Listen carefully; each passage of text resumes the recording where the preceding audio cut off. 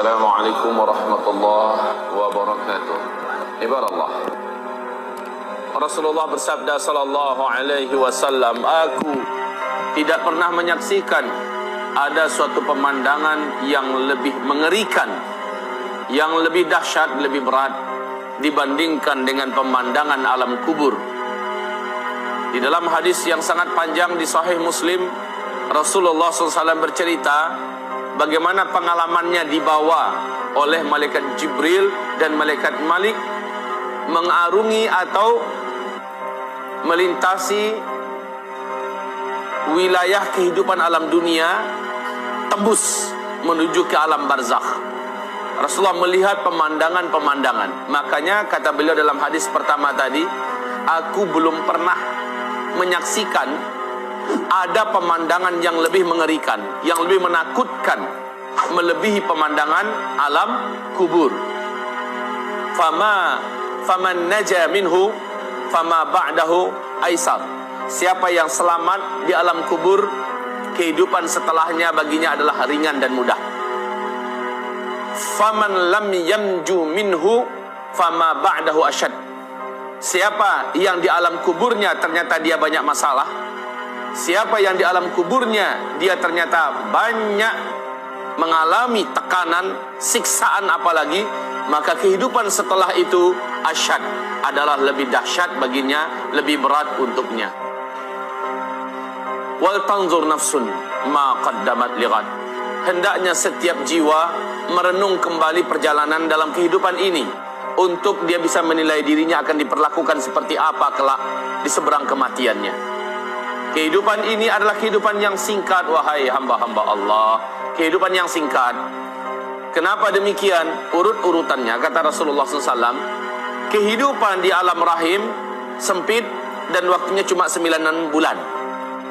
Ketika orang itu lahir, dia berpindah kehidupan yang lebih lapang sedikit. Betul tidak? Dunia ini yang terbentang, yang bisa kita pergi ke timur, ke barat dengan pesawat segala macamnya, dan umurnya juga lebih lapang sedikit, yaitu bisa 60 tahun, bisa 63 tahun, paling banter hanya 80-90 tahunan begitu, kurang lebih. Sedikit sekali yang lewat dari 100 tahun. Lalu setelah itu dia mati. Kehidupan yang dia hadapi setelah kematian itu jauh lebih panjang, dan ke alamnya jauh lebih luas dan lapang. Makin kesini makin mengembang. Nanti setelah tiupan sangkakala yang kedua, ya, setelah kiamat terjadi, di tiupan sangkakala pertama, kemudian manusia, jin, seluruh binatang, langit dan bumi sirna. Kullu man 'alaiha fan wa yabqa wajhu rabbika dzul jalali wal ikram. Seluruh yang ada, yang pernah Allah ciptakan di tiupan sangkakala pertama, akan menjadi sirna seluruhnya. Kemudian pas tiupan yang kedua, manusia dihidupkan kembali. Nah, itulah kehidupan yang tidak ada lagi batasnya. Kehidupan yang tidak ada lagi kematian. Ternyata, wahai Bapak Ibu, saudara-saudari yang kami muliakan, kematian adalah ciptaan Allah. Kematian nanti pada hari kiamat, kata Rasulullah SAW, di depan seluruh jin dan manusia di padang mahsyar, akan diambil oleh malaikat maut. Lalu dicengkramnya dengan tangan kirinya. Kematian itu seperti binatang, kata Rasulullah. Jadi Allah menjadikan kematian itu diibaratkan seperti sebuah binatang. Apabila orang yang masuk surga telah diantarkan ke surga dan mereka masuk. Apabila orang yang jadi ahli neraka telah diantarkan ke neraka dan diseret ke neraka dan masuk. Lalu malaikat di antara surga dan neraka mengangkat binatang ini. Dia bertanya dan berkata dengan suara yang terdengar oleh siapapun saja di seluruh penduduk surga dan di seluruh penduduk neraka. Kalian tahu apa ini? Ini adalah kematian. Dengan ini kalian dulu dibatasi kehidupan. Dengan ini kalian dulu berujung dengan kematian. Ini adalah kematian. Maka malaikat ini langsung menyembelih kematian itu di depan seluruh penduduk surga yang ada di surga. Oleh penduduk neraka yang ada di neraka bisa menyaksikannya. Maka setelah dia sembelih kematian itu, malaikat berkata, khuludun khulud lal maut. Sekarang kehidupan kekal, tidak ada kematian. Orang-orang yang hidup di dalam surga ragu, jangan-jangan hidup saya berakhir lalu berakhirlah kesenangan ini. Tidak perlu lagi kamu mengkhawatirkan. Kamu kekal di dalam surga, kekal. Hari demi hari yang kamu jalani di dalam surga lebih sempurna dan lebih enak daripada hari sebelumnya. Bertambah waktu ke depan, bertambah indah, bertambah enak, bertambah lezat, bertambah nyaman, bertambah bahagia di dalam surga. Dan kesedihan juga adalah makhluk, itu pun dibuang dan dimatikan oleh Allah. Tidak ada lagi kesedihan, tidak ada sakit yang dalam surga. Sementara yang di neraka, mereka berharap mudah-mudahan ada ujung dari kehidupan dalam neraka, yaitu kematian. Tapi setelah dia lihat kematian disembelih oleh malaikat maut, bahwa kematian sudah tidak ada, bertambah jadi putus asanya ahli neraka. Gimana? Kalau seandainya bisa bunuh diri mati mah enak, ya kan? Dalam neraka bunuh diri mati, ya enak, lepas dari neraka. Ini malah nggak bisa mati.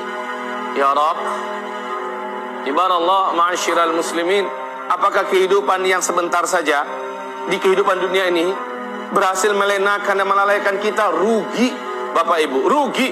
Hanya gara-gara uang yang tidak seberapa, emas yang tidak seberapa, menjadikan kita menipu, mencuri, merampok, membunuh, melakukan kezaliman, menjadikan kita melakukan berbagai macam perbuatan riba dan segala macamnya. La haula wala quwata illa billah.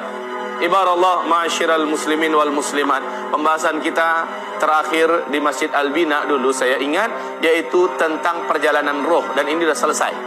Perjalanan roh, bagaimana dia dicabut dan seterusnya. Kemudian kita menceritakan tentang pengalaman Nabi, apa yang beliau saksikan di alam kubur, bahwa pemandangan yang ada di alam kubur kontras habis dengan pemandangan yang ada di Malaul A'la. Malaul A'la adalah tempat rohnya orang-orang beriman, orang-orang soleh, dibawa membumbung ke langit, disimpan di sana. Di mana? Di salah satu di antara taman-taman surga. Sehingga Rasulullah bersabda, sesungguhnya kuburan itu untuk orang beriman adalah raudhah mir riyadil jannah. Satu taman di antara taman-taman tempat transit kita loh Pak. Orang beriman tempat transitnya menjelang sangkakala pertama ditiup, yaitu di taman surga. Belum masuk, baru sebatas tamannya doang.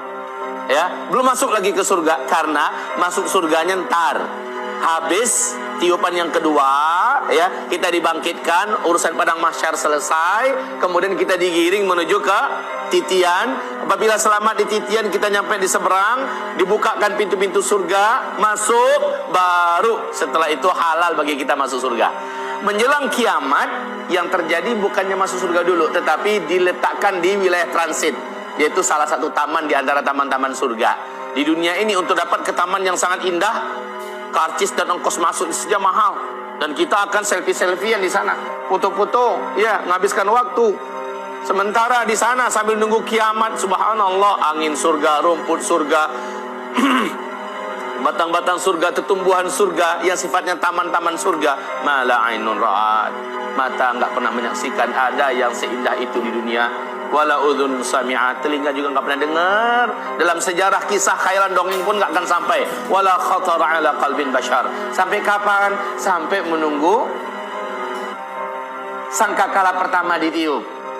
Jadi tempat transitnya, siapa yang paling tinggi posisinya di alam kubur atau alam barzakh, di Malaul A'la itu. Jadi ada levelnya. Malaul A'la, ya, ini adalah tempatnya orang-orang yang ditinggikan oleh Allah. Yang tertinggi adalah Al-A'la Illiyin. A'la Illiyin, ini yang paling tinggi dari seluruh yang tinggi-tinggi. Saya rasa, saya yakin Bapak Ibu semua sepakat dengan saya. Nggak perlulah harus di A'la Illiyin, pokoknya di Malaul A'la aja udah nyaman dah. Bener nggak? Amin ya Rabb. Amin ya Rabb. Semoga nanti kita bisa ketemu di sana. Ya Allah ya Rabb, ya Rabb. Dan mereka yang di sana itu Bapak Ibu tahu, persis di kehidupan dunia ini bisa saling bual-bual. Kalau bahasa orang Malaysia berbual-bual, ngobrol-ngobrol, cerita-cerita. Bu, Ibu dulu tinggal di mana di dunia? Oh, saya di sudutnya Sunda, sebelah sana. Ya, Pak, Bapak tinggal dulu di mana? Saat itu Bapak Ibu yang kami muliakan, halal bagi kita untuk berbicara tentang masa lalu di kehidupan dunia. Tetapi yang enggak nyampe di sana ditanyain.